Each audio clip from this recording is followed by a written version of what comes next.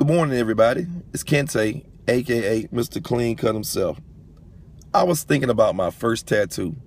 I remember that needle tearing through my skin so hard that I broke out in sweats and hives of goosebumps, and I was bleeding everywhere. It hurt so bad, I really wanted to tell the guy just to quit. But I had told all my friends in school that I was getting a tattoo, and I couldn't go back to school without having this tattoo. So I sat up in that chair, and I endured that pain.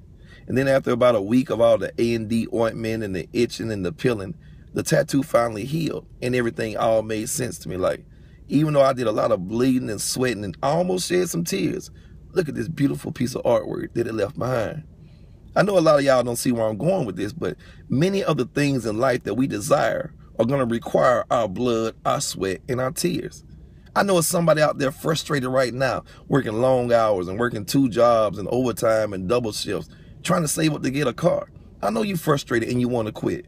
But once you drive off that car lot with the car that you want, instead of the car you can afford, it's all going to be worth it. Because now you can get an even better job and work less hours because you got more dependable, reliable transportation.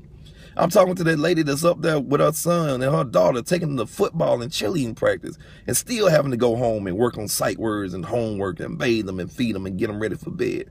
I know you're probably frustrated. You're mad at their daddy that you're doing it by yourself, or you're just frustrated at the time that it requires. But once your daughter graduate without being pregnant and your son go across this stage and he ain't never been locked up before, it'll all be worth it once you see that cap and that gown. Amen. I'm talking to that lady that's up there fighting for her marriage right now. I know she's thinking like, man, why love got to be so hard? If we supposed to be in love, why I got to fight so hard? But once you celebrate your 25th year wedding anniversary, you'll understand that all that was just part of your beautiful struggle, that all those things were just growing pains. I'm talking to those people in bad relationships right now. You think you're wasting your time, or you think you're just in a bad relationship, but in actuality, God's preparing you. He's sharpening you. He's getting you ready for the person that you're supposed to be with. You're going to walk out of that bad relationship so smart and so strong that nobody else ain't going to be able to dupe you ever again in life. Amen? Amen. The moral of this story is simple. I heard a fashionista once say, you can only be cute or you can be comfortable, but you can't be both. And from my experiences, I understand that if you're comfortable, you ain't growing. How many of y'all know that? If you are comfortable in life, you are not growing. God makes you uncomfortable when he's ready for you to move and he's ready for you to grow. And the moral of this story is rather very simple. Everything in life worth having is worth working for. Just be prepared to give the blood, the sweat, and tears required to achieve it. Amen. Amen.